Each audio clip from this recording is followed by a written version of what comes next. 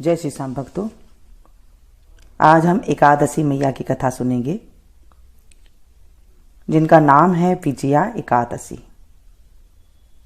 बोलिए एकादशी मैया की जय, विष्णु भगवान की जय। श्रीमन नारायण नारायण नारायण,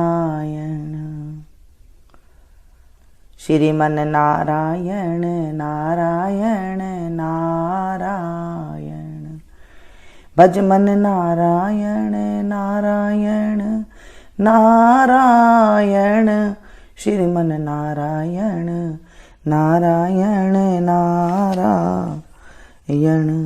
बोले विष्णु भगवान की जय। धर्मराज युधिष्ठिर बोले कि हे जनार्दन, फाल्गुन माह के कृष्ण पक्ष की एकादशी का क्या नाम है तथा उसकी विधि क्या है, सो सब कहिए। श्री कृष्ण भगवान बोले कि हे राजराजेश्वर, फाल्गुन माह के कृष्ण पक्ष की एकादशी का नाम विजया है। उसके व्रत के प्रभाव से मनुष्य की विजय मिलती है। इस विजया एकादशी के महात्म के श्रवण व पठन से समस्त पाप नष्ट हो जाते हैं। एक समय देवर्षि नारद जी ने जगत पिता ब्रह्मा जी से पूछा कि ब्रह्मा जी, आप मुझे फाल्गुन माह के कृष्ण पक्ष की विजया एकादशी का व्रत विधान बतलाइए। ब्रह्मा जी बोले कि हे नारद, विजया एकादशी का व्रत प्राचीन तथा नए पापों को नष्ट करने वाला है। यह समस्त मनुष्य को विजय प्रदान करता है। त्रेता युग में श्री रामचंद्र जी को जब 14 वर्ष के लिए वनवास हो गया,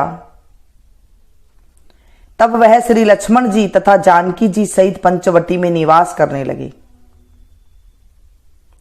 इस जगह रावण ने श्री सीता जी का हरण किया। इस दुखद समाचार से श्री रामचंद्र जी अत्यंत व्याकुल हुए और सीता जी की खोज में चल दिए। घूमते घूमते वे मरण सन जटायु के पास पहुंचे। कुछ आगे चलकर इनकी सुग्रीव के साथ मित्रता हो गई और बलि का वध किया। श्री हनुमान जी ने लंका में जाकर सीता जी का पता लगाया। वहां से लौटकर हनुमान जी श्री रामचंद्र जी के पास आए और यह सब समाचार कहे। श्री रामचंद्र जी ने सुग्रीव की सम्मति लेकर वानरों भालुओं की सेना सहित लंका को प्रस्थान किया। जब श्री रामचंद्र जी समुद्र के किनारे पहुंच गए, तब उन्होंने महान अगाध मगर मच्छ से युक्त समुद्र को देखकर श्री लक्ष्मण जी से कहा कि हे लक्ष्मण, समुद्र को हम किस प्रकार पार कर सकेंगे। श्री लक्ष्मण जी बोले कि हे श्री राम जी, यहां से करीब आधा योजन की दूरी पर कुमारी द्वीप पर वक्दालभ्य नाम के मुनि रहते हैं। आप उनके पास जाकर इसका उपाय पूछिए। लक्ष्मण जी के वचनों को सुनकर श्री रामचंद्र जी वक्दालभ्य ऋषि के पास गए और उनको प्रणाम करके बैठ गए। मुनि ने उनसे पूछा कि हे श्री राम जी, आप कहां से पधारे हैं। श्री राम बोले कि हे महर्षि, मैं अपनी सेना सहित यहां आया हूं और राक्षसों को जीतने लंका जा रहा हूं। आप कृपा कर समुद्र पार करने का कोई उपाय बतलाइए। वक्दालभ्य ऋषि बोले, हे श्री राम जी,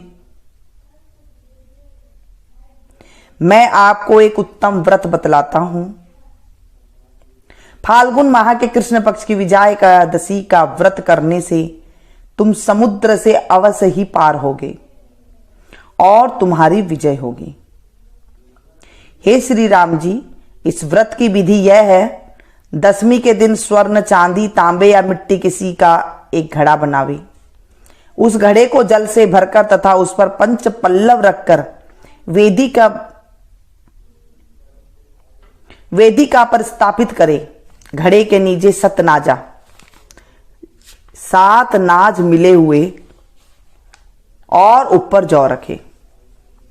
उस पर श्री नारायण भगवान की स्वर्ण प्रतिमा स्थापित करे। एकादशी के दिन स्नान आदि नित्य कर्म से निवृत्त होकर धूप दीप नैवेद्य नारियल आदि से भगवान की पूजा करे।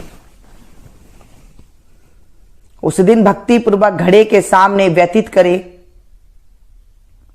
और रात्रि को भी उसी तरह बैठे रहकर जागरण करना चाहिए।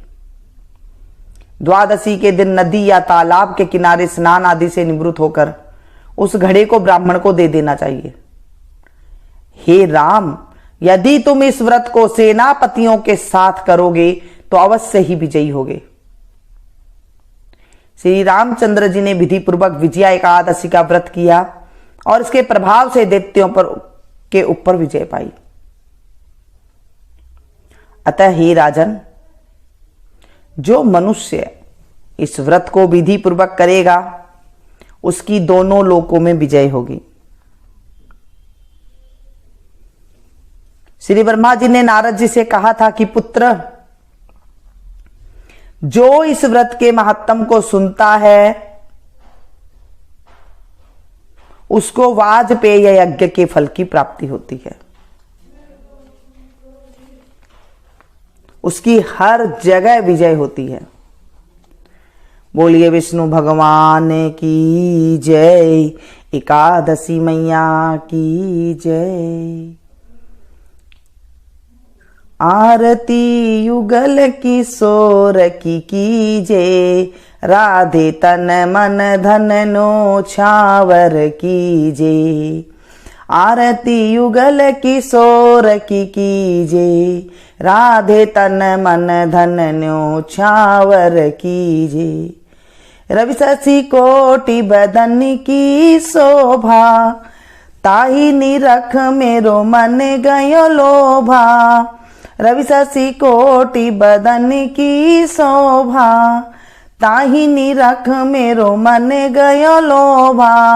आरती युगल किशोर की कीजे, राधे तन मन धन नो छावर कीजे। गौर श्याम मुख निरखतरीजे, प्रभु को स्वरूप नयन भर पीजे। गौर श्याम मुख निरखतरीजे, प्रभु को स्वरूप नयन भर पीजे। आरती युगल किशोर की कीजे, आरती युगल किशोर की कीजे। कंचन थार कपूर की बाती, कंचन थार कपूर की बाती। हरियाए निर्मल भई छाती, हरियाए निर्मल भई छाती। आरती युगल किशोर की कीजे, आरती युगल किशोर की कीजे। फूलन की सेज फूलन की माला, फूलन की सेज फूलन की माला। रत्न सिंहासन बैठे नंद लाला, रत्न सिंहासन बैठे नंद लाला। आरती कीजे रघुबर की कीजे, आरती युगल किशोर की कीजे। मोर मुकुट कर मुरली सोहे, मोर मुकुट कर मुरली सोहे। नटवर वेश देख मन मोहे, नटवर वेश देख मन मोहे। आरती युगल किशोर की कीजे, आरती युगल किशोर की कीजे। ओढ़्यो नील पीत पट सारी, ओढ़्यो नील पीत पट सारी। कुंज बिहारी गिरिवर धारी, कुंज बिहारी गिरिवर धारी।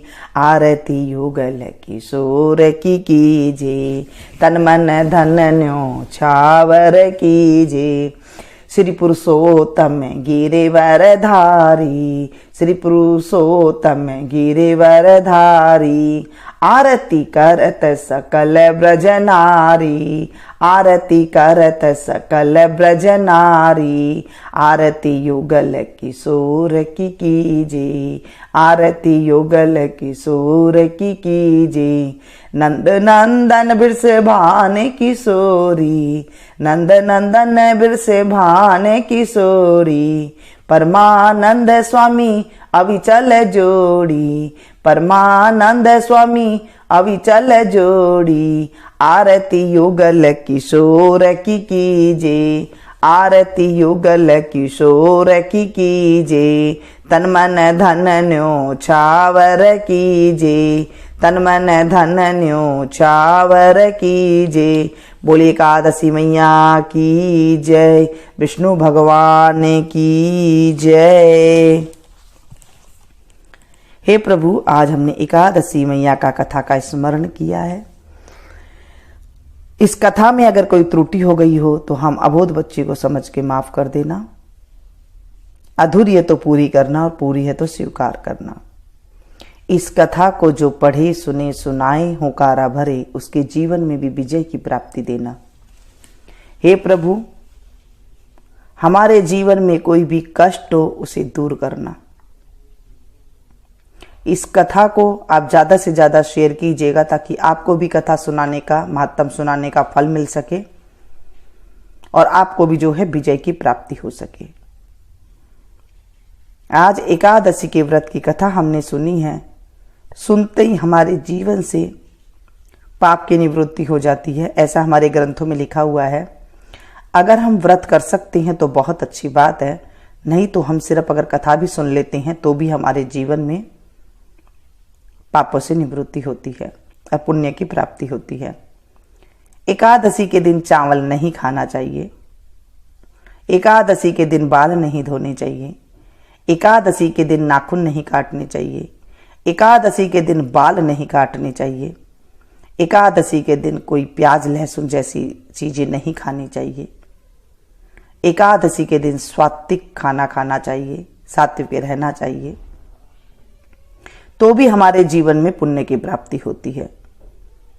हम न जाने कितने पाप कर्म करके बैठे हुए हैं, अगर हम छोटे छोटे ऐसे भी पुण्य कर लेते हैं तो भी हमारे जीवन में पुण्य की प्राप्ति होती है।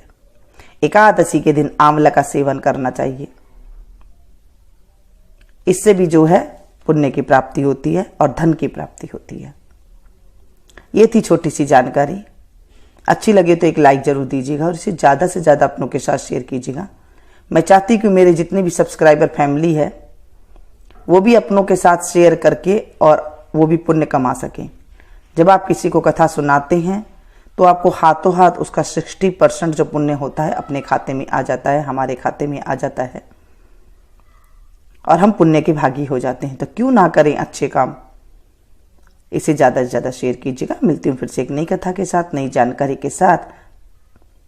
तब तक आप लोग देखते रहिए एकादशी की कथा, सुनते रहिए। और अब आ गई है शिवरात्रि। शिवरात्रि के बारे में जहाँ तक हो सके थोड़ी सी विषय में ही आपको ज़्यादा विस्तार से पुण्य कमाने की विधि आपको बताऊंगी, जैसे हमारे बड़े बुजुर्ग किया करते थे। तो ये वीडियो लंबी हो जाएगी, अगली वीडियो में आपके साथ शेयर करूंगी। तो देखते रहिए मीनू संगीत। अगर मेरे चैनल को आपने अभी तक सब्सक्राइब नहीं किया है तो प्लीज कर लीजिएगा। पास में जो घंटे का निशान है ना, बेल आइकन, उसे जरूर दबा दीजिएगा। इससे क्या होगा, इससे होगा ये जब भी जैसे भी मैं कोई वीडियो अपलोड करूंगी उसकी जानकारी आपको तुरंत मिल जाएगी और आप मेरी कोई भी वीडियो को मिस नहीं कर सकेंगे। अगर आपने वो घंटे का निशान नहीं दबाएंगे तो आपको मेरी टाइम टू टाइम वीडियो नहीं मिलेगी और आप मेरी वीडियो से वंचित रह जाएंगे।